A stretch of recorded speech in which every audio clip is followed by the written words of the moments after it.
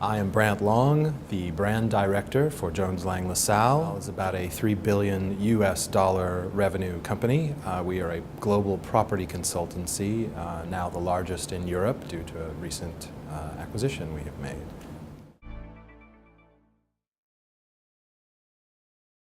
I think one of the biggest challenges companies face these days is what is a global brand? What does it mean to be global in light of what a brand is, how a brand is defined?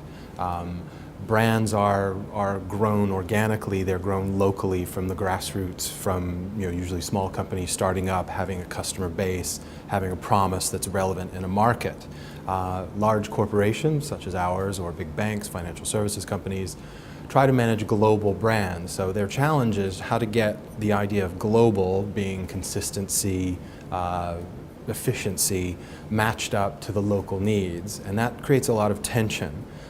In large companies, there are a lot more local people than there are global people. So what we're trying to do is get that balance right and make it a balance and not a tension. It's not a tug of war. We're both on the same side, essentially. We want to serve customers. We want to build value for the organization.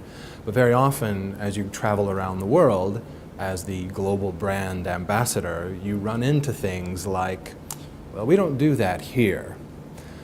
So your first question should be, well, who is we? Because we is us, all of us, we're on the same team. And if you don't do that, what do we do here? And let's find out about that, and let's maybe find out what works here, because the chances are it'll work in other places as well.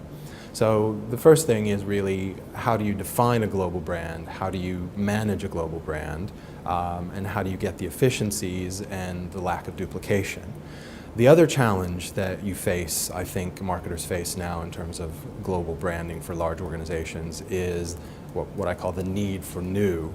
And we don't always give ourselves enough time to let the ideas filter down to all the markets, or likewise to go around and collect the best ideas from the markets and bring them back up to headquarters.